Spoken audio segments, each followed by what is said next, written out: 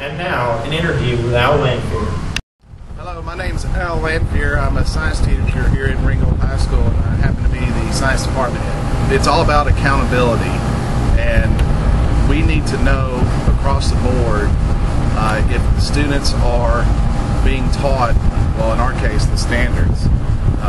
And the only way to make sure that they are receiving a well-balanced education is to have a standardized test that literally ask questions about what you were taught in high school. There are studies that you can research that show real data.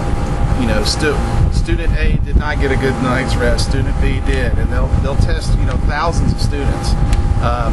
And you can literally look at the data and see that, you know, people who are not sleep deprived perform better on tests. They've done study after study. I watched a program where they took a couple, a young healthy couple, and deprived them of one night's sleep. Okay? Before they did that, they had them do things like throw softballs and take standardized tests and work out math problems. Then they deprived them of the sleep, and then the next day they had them do all these things again. Eye-hand coordination, everything. And they were significantly lower after one night's unrestful sleep. So just watching that program certainly enlightened me. And then, you know, I've had people suggest even dressing well that day.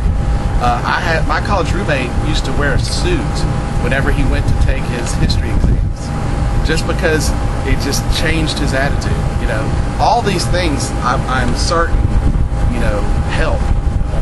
As far as like how to study, it's been my personal experience that getting someone else involved, having someone quiz you, handing somebody your textbook, and them making you accountable for whatever's in that book or in your notes, that's what I've noticed that actually works. If you want to learn how to hit a golf ball, you have to go out to the driving range, get a little bit of instruction, and then practice. You know, it's the same with taking a test. If any time I can convince a student to just put in some effort, they always get the payback. They always do. The next test is higher. The next project they do where they don't scribble or, you know, everything's neat and I just don't accept poor quality work. If I just don't accept it, then they are forced to give me quality work. You know, it's just, anytime you can put forth any effort, you will definitely get it. Once you make an A and do well on a test, you want to do it again. So just try it and see. Hi, I'm Lexi, and I'm going to be showing you how to define the exterior angles of the pentagon. And I'm Desmond, and I'm just going to make sure she's right. I'm Cody, and I'm doing the same thing. Okay, well, I'm going to get started now because they're kind of freaking me out. But I'm going to start off back here. You're going to go this way. You're going to walk, and when you get to the edge, you turn. Let out your arm, and whatever way your arm goes, that's where you draw your line. And so I'm going to draw it right here. And then your measurement is going to be whichever motion you want on. And so that was done, so we're going to walk over here, and do the same thing. And that line is going to be like this. And that's going to be the measurement. Same thing over here. And then you draw a line, and that's going to be your thing. And then you do it over here. And it's practically what you do to every corner. And there it is. And there's your little angles. It's exterior angles of a pentagon. And now, Peter Thornton. Ribonucleic acid. Why, hello. You've caught me at a special moment. I was just studying for the Georgia High School graduation test. Now, I'm a teacher, not a student, but if I were a student, this is how I'd study.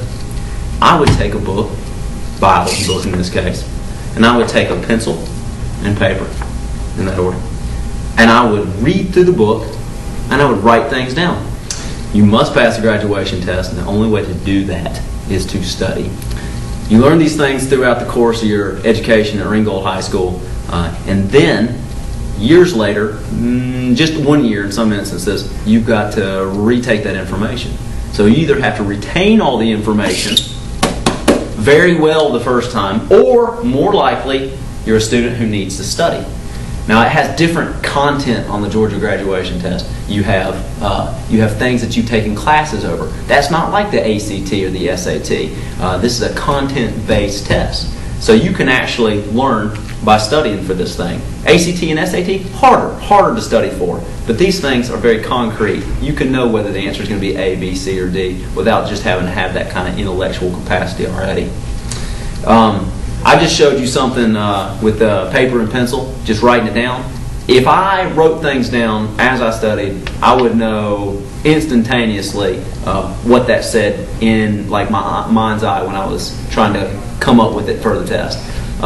So if I was reading about RNA and had a question about RNA, without even having to look back at my note card, I would already know that I had written this down and remember everything I had written around it.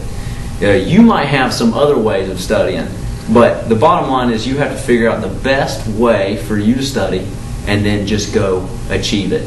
Anytime you put some hard work in, you'll always get results back, as my former mentor, Mr. Lanfear, told me once. Yes. Sleeping well, very helpful the night before. Eating breakfast the morning of, that helps. They say dress in layers, so if you get in there and you find it's too hot, you could take your outer shirt off and just have the shirt underneath. If you find you're too cold, you can put the jacket on so you can make sure you're always comfortable. Always have your pencils all ready to go, number 2 pencils. I don't think they make a pencil that's not number 2, and I've never heard of any other kind. I would be amazed by it. So just bring pencils and you should be okay. And the other thing is they say to listen to classical music before. On the way to the SAT, I listened to Pink Floyd Symphonic. I did fine. I think it was some Pink Floyd, some part of it was classical, and the combination made me brilliant for just a matter of hours. That's all it took. All right, well, thank you very much, Coach Thornton. Thank you for your time. May I add one more thing?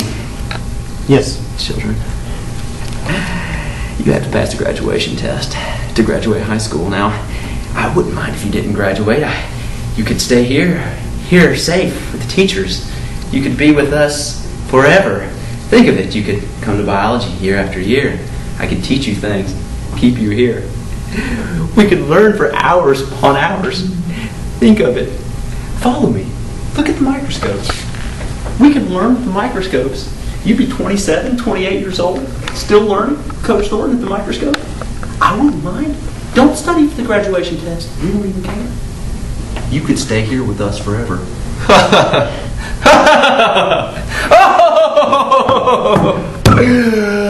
Seriously, study. Get out of here. Come back and greet us. We'll still say hey. But okay, let's pass this thing. Math 3D is brought to you by. Do you feel that studying for the Georgia High School graduation test is hard? Don't worry. It's so easy, Cody Callahan can do it. Was that really necessary? Yes. No, it's not! What was that for? Because you're making fun of me! It really is easy. Just take 5 to 10 minutes of your day to study. Really, it's that easy. The GHS GT. Studying 15 minutes or more could really increase your chance of graduating.